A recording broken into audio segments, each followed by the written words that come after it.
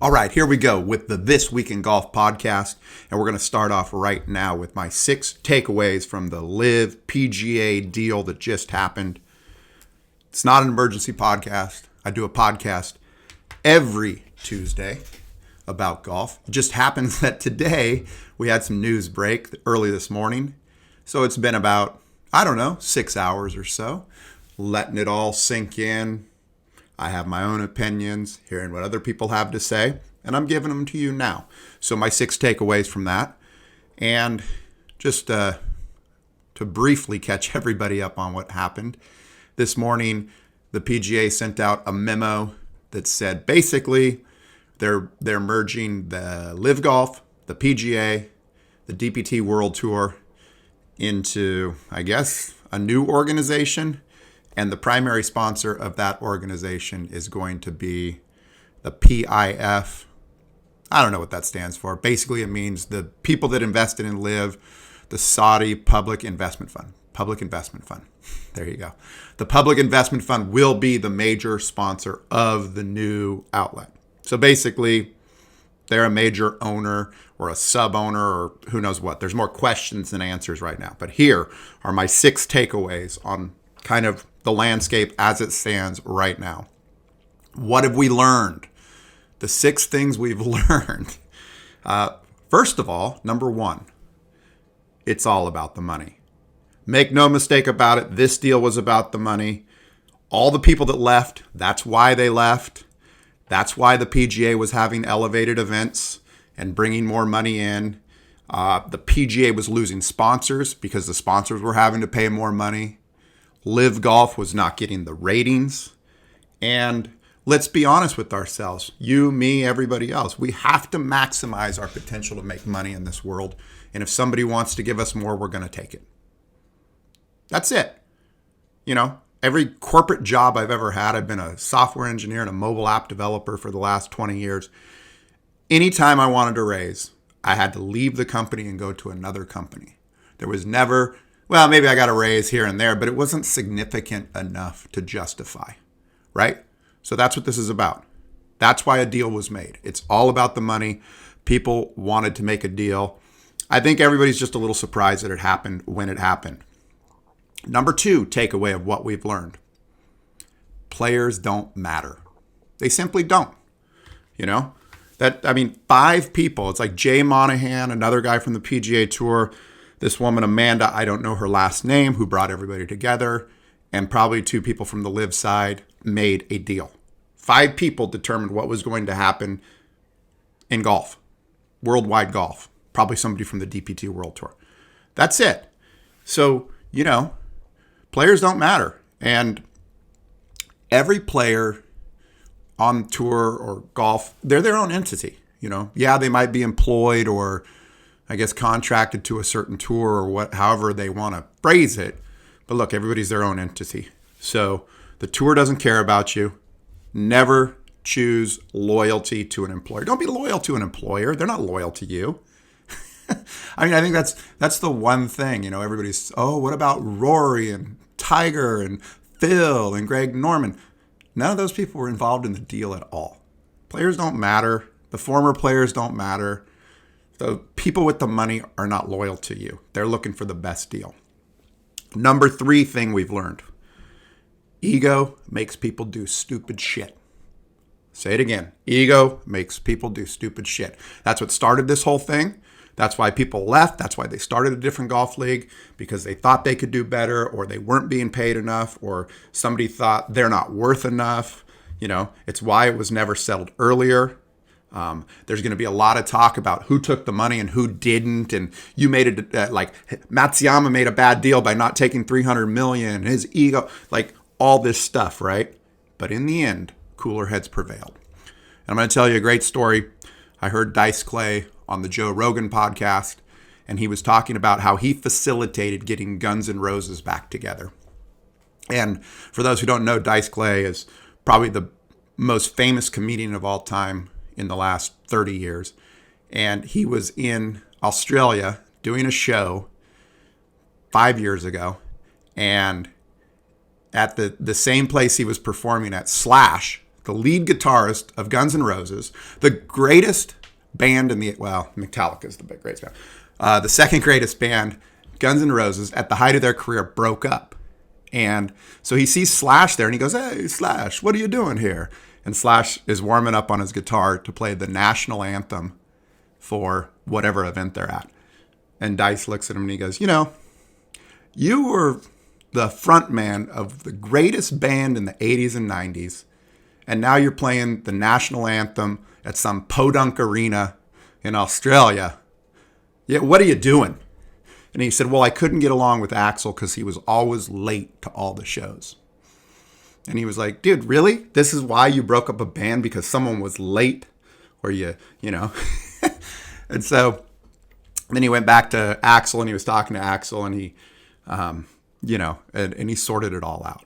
But ego, it makes people do stupid shit. It really does. Number 4 takeaway is what we've learned. This is great for golf fans. I mean, let's face it. The PGA Tour has been still great, and the level of talent, the newer players have came in. I've talked about it a lot on past podcasts, but now, still, even the other day, I was looking at like the top 10 for this year, and it's good, but like it could be better, because you just know those guys are out there. Like if you just knew those were the top 10 people and that was it in the world, you'd be happy with it. You'd say those are great players. But knowing that there's all these other people out there that aren't there, it just dilutes it. So that's good. And I think, when we saw the Masters, when we saw the PGA Championship, and we saw all those players together, we realized like how important it was to have the greatest players at the greatest events in the world. And so, and here's the final one. Golf is going global now. We've combined the DPT World Tour, the LIV, the PGA. It'll be interesting to see how things shake out. But golf has really grown a lot through the pandemic. And now after the pandemic, 20, 25 years ago, or the last 25 years, we should say, Tiger has been like the growth of the sport. But now with the pandemic, a lot of new players out there. And with this LIV thing, it looks like it's going to be going more global now. So that's awesome. Fans win. The 5th thing that we've learned, morality. I don't even know what to say about morality. You're going to hear a lot of people talking about sports washing and, this and that. But, your government, every corporate product you own does business with Saudi Arabia. Our government sells them guns and bombs to kill people. So don't give me this morality BS. That doesn't float with me. And the other thing I'll say about morality is, or for the most part, is like, think about it in football and baseball, which, by the way, this is next. Somebody from the PIF, is that it? Public Investment Fund? Yeah, PIF. Somebody from the PIF is going to buy the Oakland A's or an NFL team or a baseball team. And that really leads to my question to you. Do you really care who owns your team? See, I'm a Niner fan. And Jed York owns the Niners. Now, when I was a kid, Eddie DeBartolo was the owner of the Niners, and we loved him. It was the greatest. But then when Jed came in, everybody was like, "Oh, God, who cares?" I don't care who owns the team. I really don't. It does make a difference, I will say that, if they're going to spend the money like Joe Lacob does with the Warriors versus the previous owners or these yahoos running the A's who won't spend a dime on anything. You think any A's fan would care if the PIF came in and started spending money on all the players that the A's have developed over the years, how great they could be? I'm just putting it to you, like ownership of your team only matters if they're spending the money. That's it, because then you're going to win. You're going to get the better players. Let's be real. 6th takeaway from this entire thing, and what we have learned is simple. There's more questions than answers. What's going to happen with the world golf ranking system? We've got to get that sorted out, how they're going to go back and forth between the tours and that. The other interesting thing is like there isn't a deal yet. It's just they just put out a memo that we're going to make a deal. So there isn't actually a deal yet. And who knows, maybe the government will get involved and say, which I highly doubt, but they'll say you can't have, it'll be a monopoly to own the European, the PGA, and LIV. That's, who cares? Another thing is Jay Monahan. He made this deal. Obviously, the players are going to be pissed. They had a players-only meeting probably like a half hour ago. So the players are probably upset about that. But it really begs the question if the players don't appear to have much control over the PGA and what happens within the PGA. So, maybe there'll be a push that they'll, get more power in the future or have some sort of veto power or some sort of voting power, because it doesn't sound like they have any power right now. Sounds like whoever the commissioner is runs the show. And, maybe they'll vote him out there, but, new boss is the same as the old boss. Don't worry. You might think you have somebody better in there, but that usually doesn't happen that way. Ryder Cup. I think Ryder Cup's in play. Especially for Koepka. That's a no-brainer. LIV players playing on the Ryder Cup. That deal's open now. Whatever the captain's feelings were before, that's out the door. And then the other thing that was interesting with LIV was these teams that they have in the team game. They were talking about selling basically ownership of those teams. I think there's 14 teams, or maybe there's 10. And so selling the ownership of those teams would be a big deal, right? Because before, I'd spoke about it in a previous podcast about it's a good idea. LIV was saying that those teams were going to be in the ownership to buy them was going to be up in the 6 to 7 figures. So, to buy one of the teams and then put a logo on it or a sponsorship deal on it, right? And so, but because it was, the PIF and blah, blah, blah, and there was a lot of this talk that the PGA was talking point was like, you don't want to do deal with the Saudi government. And so now that the PGA is doing it, they basically have like opened the door that, Pepsi, Gatorade, Nike, whoever can buy these teams and own them, or just, a rich billionaire. Yeah. And so the only other interesting one I had heard about LIV recently was that they were going to the teams were actually going to have home courses and potentially have like home and away matches, which I think would be pretty cool. That's a good way to do it. Okay. So continuing on, continuamos, as we say in Spanish. Victor Hovland just won the Memorial Jacks tournament. And of course, if we would have done this yesterday, we would have been talking about that all day. But now he got upstaged by LIV. But congratulations to Hovland. They're saying it's his first PGA Tour victory. But in my opinion, that is false, because he won the Hero World Challenge, which is Tiger's tournament, in November. And that's technically this year in the PGA. So in my book, he's won twice now on the PGA Tour. Joins Max Homa, Scotty Scheffler. So he's really having a great year. And he was either second or third at the PGA. He was in the final group at the Masters. So he's having a great year. And just a shout out to Victor. He wins Tiger's tournament. Now he wins Jack's tournament, the Memorial. And there was something, at the PGA Championship, he was in it all day long. And, Koepka obviously played awesome and just kind of ran away with it. But Hovland was there most of the day.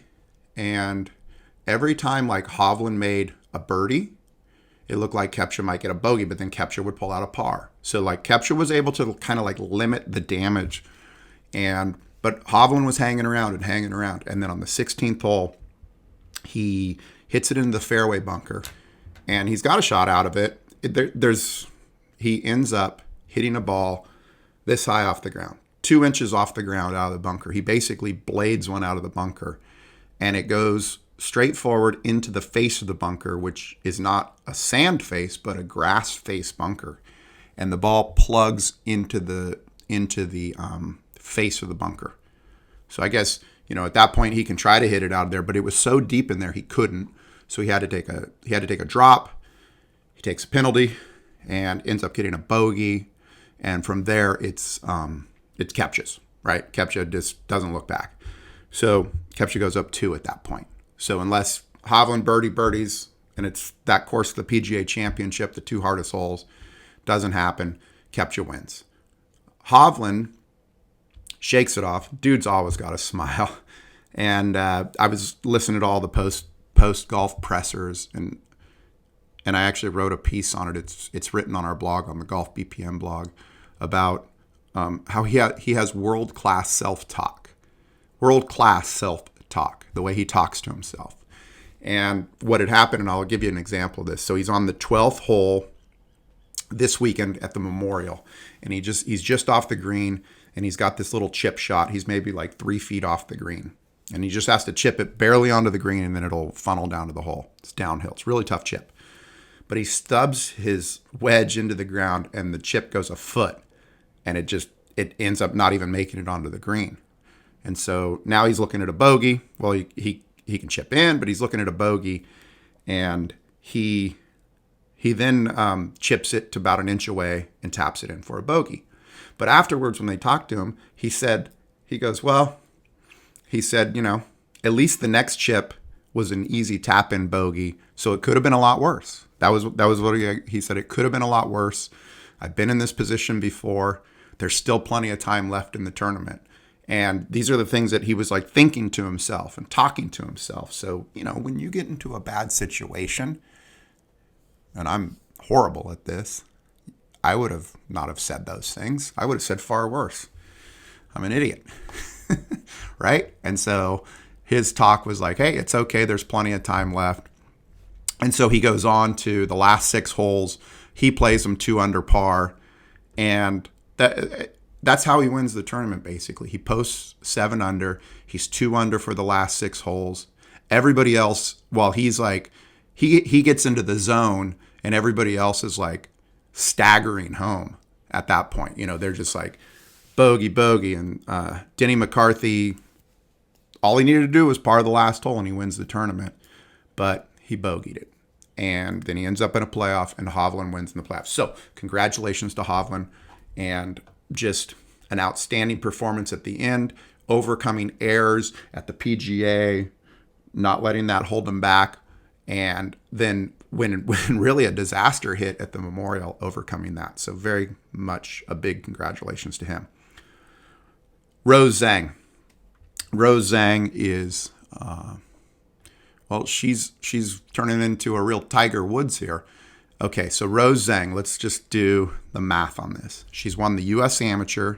She just won the NC2A Division I Individual Championship. I am not sure if Stanford won the team event, but she definitely won the individual event.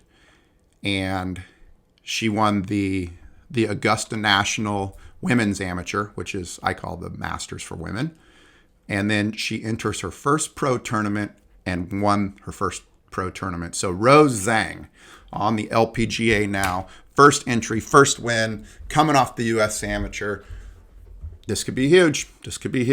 Anyways, great. And a congratulations to a great start of her pro career for her. And then finally on Stanford, since we're talking about it, 4 players from the Stanford's men's golf team have qualified for the U.S. Open. So that is what's happening with the U.S. Open. U.S. Open's in 2 weeks. This week is the RBC Canadian Open. I believe it's in Toronto. Michael Block is getting a sponsor's exemption. So hopefully Michael can make the cut and make some money. Guy's 46 years old. He's had a good run of luck here. So hopefully he can do it. He did not make the U.S. Open. However, he did shoot 66, I believe, and 69 in the qualifier. 66 and 69 in the qualifier was not good enough for him to qualify for the U.S. Open. I think the leader shot like 63 and 67. Anyways, it's a tough world out there in the world of golf. That's This Week in Golf. We learned a lot from this LIV merger. Excited to see what happens moving forward. Hey, it's Jeremy Callahan, and thanks for listening to This Week in Golf. Make sure and hit subscribe so you can get all the latest news and analysis from Golf BPM.